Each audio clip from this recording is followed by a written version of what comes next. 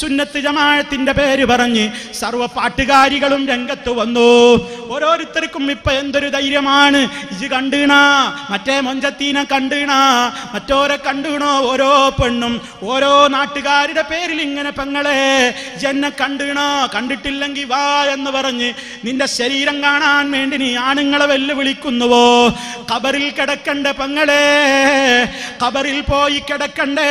ഏത് നാട്ടുകാരിയാണെങ്കിലും എത്ര മൊഞ്ചുള്ളവളാണെങ്കിലും അല്ലെങ്കിലും ഈ കണ്ണും ഈ ശരീരവുമൊക്കെ അതേ നിന്റെ ബോഡി ഖബറിൽ വെച്ച് കഴിഞ്ഞാൽ എത്ര കാലമാ പ്രിയമുള്ളവരെ അത് നിൽക്കുന്നത്?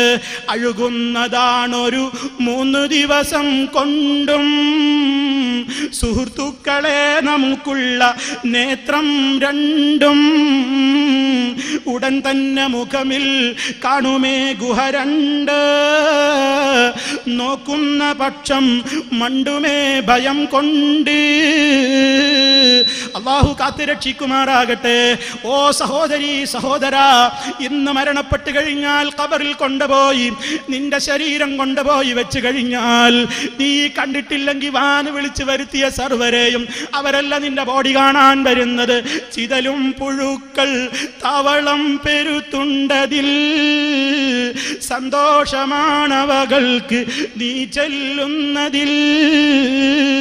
കാടില്ല റേഷൻ വേണ്ട പോലതിലുണ്ട്, ക്യൂ സിസ്റ്റമില്ല തള്ളലാണത് കൊണ്ട്. ആ ബോഡി അങ്ങ് വെച്ച് കഴിഞ്ഞ് പിരിഞ്ഞു പോരുമ്പോഴേക്ക് 2-3 ദിവസം കൊണ്ട് നിന്റെ കവിള് പൊട്ടിയൊലിച്ചു. മുട്ട പൊട്ടിയൊലിക്കും പോലെ കണ്ണ് പൊട്ടിയൊഴുകി. നിന്റെ മുഖത്ത് പിന്നെ 2 ഗുഹ മാത്രമാ കാണുന്നത്. ആര് കണ്ടാലും പേടിച്ചരണ്ടു പോകുന്ന ഒരു രൂപമായി നിന്റെ മാറു പൊട്ടി, നിന്റെ വയറ് പൊട്ടി, ശരീരം മുഴുവനും പൊട്ടിയളിഞ്ഞ് ഖബറിൽ ചെതലും പുഴുക്കൾ തിന്നുന്ന ആ ബോഡി മറക്കേണ്ട ഭാഗം മറച്ചു വെക്കാൻ പഠിപ്പിച്ച മഹാനായ നബി സല്ലല്ലാഹു അലൈഹി വസല്ലമിനെ ധിക്കരിച്ചുകൊണ്ട് നീ സ്റ്റേജിൽ കയറിയിട്ട് നീ റിയാലിറ്റി ഷോയിൽ ആടുകയാണോ പെങ്ങളെ? പാടുകയാണോ പെങ്ങളെ? സ്വന്തം പെൺകുട്ടിയുടെ ശരീരം ഇങ്ങനെ അന്യാണുങ്ങളുടെ മുമ്പിൽ റിയാലിറ്റിയായി കാഴ്ചവെച്ചു കൊടുത്തിട്ട് കൈയടിക്കുന്ന ഉമ്മ, കൈയടിക്കുന്ന പെങ്ങളെ, കൈയടിക്കുന്ന ഉപ്പമാരെ. നബി സല്ലല്ലാഹു അലൈഹി വസല്ലം എന്താ പറഞ്ഞത്? അവിടുന്ന് എന്താ ഈ സമൂഹത്തോട് പഠിപ്പിച്ചത്? സയകൂനു ഫി ആഖിരിസ് സമാനി ഖസ്ഫുൻ വഖദ്ഫുൻ വമസ്ഖുൻ.